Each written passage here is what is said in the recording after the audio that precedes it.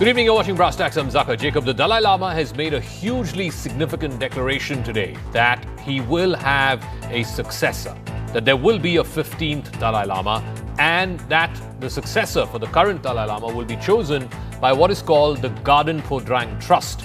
It's a trust that is run by the office of the Dalai Lama. It has people that's been nominated by him, including famous Hollywood actor Richard Gere. What this does is two things. One, now there is certainty that there will be a 15th Dalai Lama, so that the continuation of the lineage, the continuation of the supreme faith for the Tibetan people, or the person who embodied or personified the faith for the Tibetan people, that lineage continues. But it also appends the manner in which a Dalai Lama has been chosen all along. But the most important could be a reason that is not so spiritual or religious. It is the most important reason, which is geopolitical, because this will rob China and the Chinese Communist Party of any legitimacy if they try to name a Communist Party approved Tibetan spiritual leader, much like what they did with the Panchen Lama a few years ago. That Panchen Lama reportedly even met with Xi Jinping a few weeks ago, but he has no recognition, he has no following, he simply has no credibility in the eyes of a large majority of the Tibetan people, both who are living in Tibet right now and those who are in exile. So has the Dalai Lama's announcement today that yes, there will be a successor, a 15th Dalai Lama will be chosen, and will be chosen by this trust which he has founded, has that taken away the wind out of China's sail? 가서 다 연시사디 지 지주기 미 로마즈 지미기 타네 다디 연시시 고도스네 타셔요나 대다가 타셔셔로다 에네 경호군이 나름 문제 제조 대 자동가만 나세신 연시 문제기 제거 경구소 Dalai Lama Lama Garden Phodrang Yiji Gewe Yiji Geze Wangden Genzin Namda Yobadang Kongzu Pyeongju Nangden Chugyu Hage Uchi Lachen Nambadang Gyawang Kunri Narim Dang Luda Chishin Robe. Now, unlike presidents or popes, the Dalai Lama is not appointed, he's not elected. He's believed to be reincarnated, and his consciousness is reborn into a new child's body. Now, this is not just a symbolic thing or a metaphorical thing. It's an actual ancient ritual that is filled with spiritual journey that could take even years.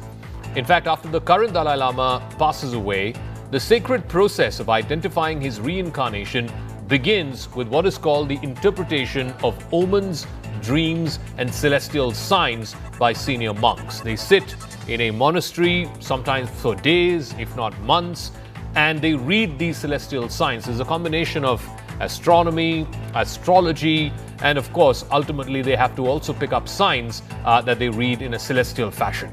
Guided by these visions, as well as ancient prophecies, the Garden Phodrang Trust, which today was declared as the sole authority that will decide who is going to be the next Dalai Lama. This trust will dispatch a search party to locate the child who is believed to embody the Dalai Lama's spirit. Once a potential candidate is found, the child undergoes spiritual testing, like identifying personal artifacts from the previous Dalai Lama's life. This is followed by a close evaluation of the child's behavior, instincts, and wisdom. If all the stars align, if all the signs align, the celestial signs align, then the senior lamas offer what is called the final recognition, and the child then begins years of spiritual training to step into the role of the next Tibetan supreme spiritual leader. But here's where the complication is. The last time the Panchen Lama passed away and the Tibetans had to choose a Panchen Lama, the Tibetan government in exile, the Dalai Lama, chose a Panchen Lama, but the Chinese government went ahead and chose their own person as the next Panchen Lama. The original Panchen Lama, who was chosen by the Dalai Lama and by the Tibetan faithful, that person went missing and has not been seen ever since. So, in keeping with that, China is not very happy with the declaration that was made by the Dalai Lama today. China has said that it has the sole claim over the succession of who is going to be the next Dalai Lama. Beijing and the Foreign Ministry spokesperson today there said the Dalai Lama's successor must be selected through what is called the Qing Dynasty Golden Urn method within Chinese territory, and that it must be approved by Beijing.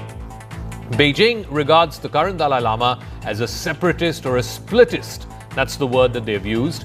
They also see control over his succession as critical in managing Tibetan nationalism. The Chinese law mandates that the reincarnated lamas must be approved by the state. Control over the institution of the Dalai Lama would allow Beijing to dilute both the spiritual and the political influence of the Tibetan diaspora, particularly those Tibetans who are living in exile here in India and, in fact, in many other parts of the world.